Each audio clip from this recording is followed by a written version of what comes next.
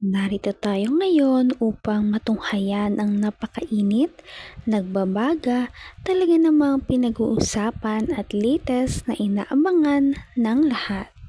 Ang latest update sa buhay ni Ate Erika at ang gulong nangyayaring kasalukuyan sa pamilya nila.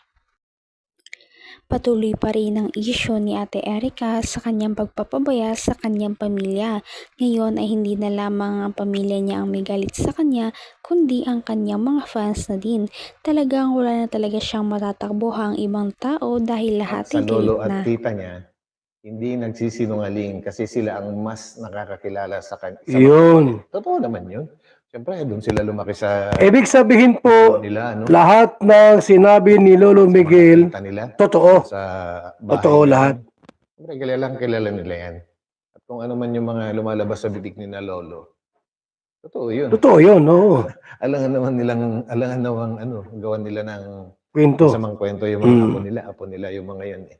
Tama. Saka ang kinasasama kasi ng loob ni Lolo dati is yung hindi man lang sila dumalaw sa hospital, no? Nung hospital ngayong lola nila, bagkos. Nung pag-uwi ng lolo nila sa bahay na yun, hindi niya ina-expect na wala na yung dalawang apon niya na yun, lumayas na. Dala-dala lahat mga gamit. Hindi man lang nagpaalam. Napakabuting mga apo talaga, ano? Grabe. Ay, nako. Buhay talaga. So yan guys, no, ituloy natin. May mga iba pa silang mga dito pinadala. So yan. Hindi po yan sulsol. Ugali na po talaga nila yan. So ibig sabihin, napagtanto ng Ilabers na talaga ugali na ng magkapatid. Yung manggamit para sa pera, ano. Yan, o. Tama yan. Kahit saan pa sila magpadala. Totoo yung mga sinasabi ni Lolo Mix. Saan pa sila nagpapadala sila basta pera. Grabe kasi nauso kasi yung mga text na ganito, ano? Yung mga hindi na buo. Kaya nakakalito na minsan magbasa ng mga putol-putol. Parang si Barok na lang tayo ngayon. Sabi naman yes, real talk, 100%. So yan. Sabi naman ng isa, grabe ang pag-ugali ni May. Akala mo kung sino, hindi iniisip kung anong meron sila ngayon. Wala na po, talagang sirang-sira na sila, no? Pinaghirapan ng dugot pawis. Kung ano mang meron sila ngayon, tapos kung makasabi ng leche kay yan. Grabe. Samantala, pinagtatanggol sila sa mga bashers sa kanila. Ganun talaga. Hindi mo naman talaga ina-expect. Sino ba may gustong gumawa niyan? Hindi ba sila rin? Lovers naman yung sumuporta sa kanila dati. Kaya umalis sila sa Kalingap eh. Di ba, guys? Lalo na nga dumadami ang mga bashers nila Ate Erika at ng kanyang kapatid na si Ate Sheila May dahil sa kanilang mga ginagawa. Kawawa na rin si Erika dahil nga marami nang galit sa kanya at karamihan ng kanyang mga fans ay talagang nagalit na sa kanya. Wala na talaga siyang matatakbuhang ibang tao o malalapitan dahil lahat ay galit na sa kanya. Rin natin alam. Kasi bakit sumasama pa sila sa iba-ibang grupo para magkapera nga daw. Sabi nung kanina dito, no? Yan guys, nako. Kaya tayo dapat mag-ingat sa mga mga tinutulungan dahil hindi lahat po ng mga tinutulungan totoong tao. Lalo't hindi mo naman talaga sila kilala. Na-imbestigahan or what.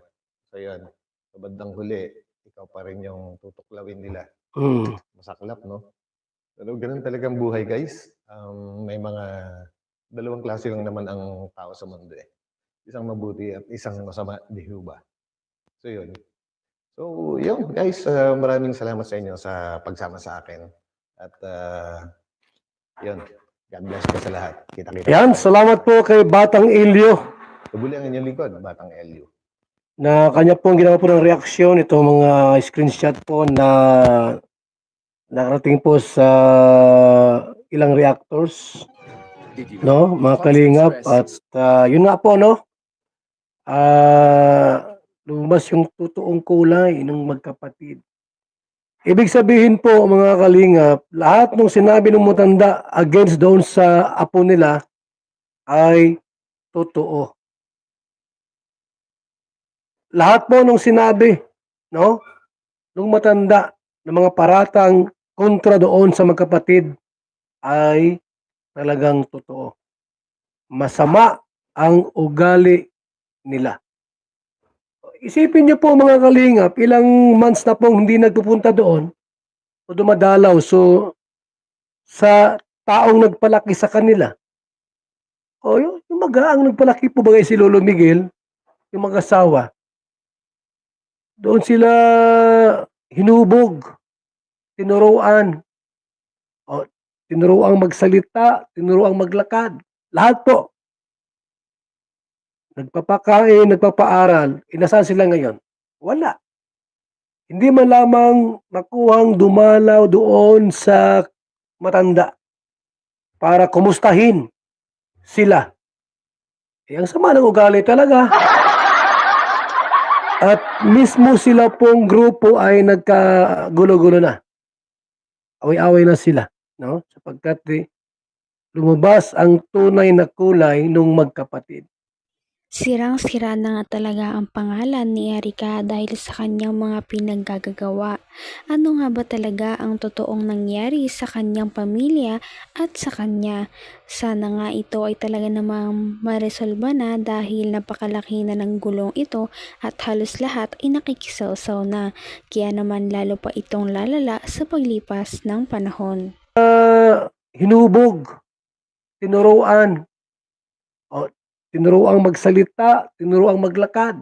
Lahat po. Nagpapakain, nagpapaaral. Nasaan sila ngayon? Wala. Hindi man lamang nakuhang dumalaw doon sa matanda para kumustahin sila. Ang sama ng ugali talaga. At mismo sila pong grupo ay nagkagulo-gulo na. Away-away na sila, no? Sapagkat lumabas ang tunay na kulay nung magkapatid. Ngayon, nasaan sila? Aba, meron akong grupong sumalo. Paala kayo, ha?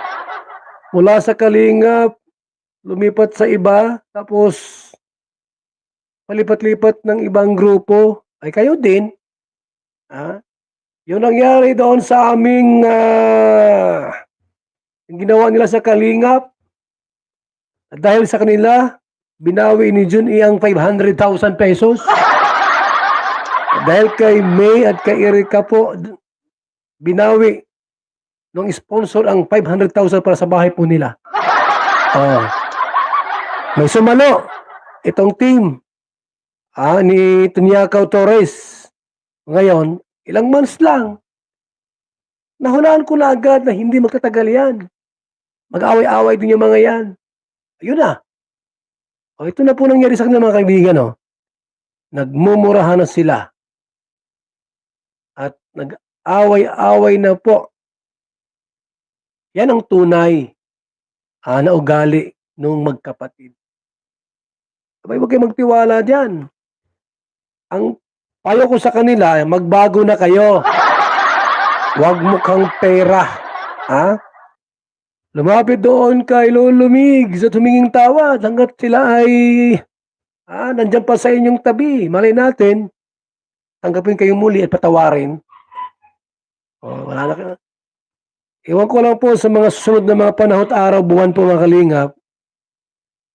Kapag nalaman ng lahat na mukhang pera ito mga ito, nako, iiwan ng mga sponsor yan. Iiwan po ng mga sponsor yan. Itong mga kapatid na May at Erica. Grabe talaga ang mga revelasyong nalaman natin sa video na ito.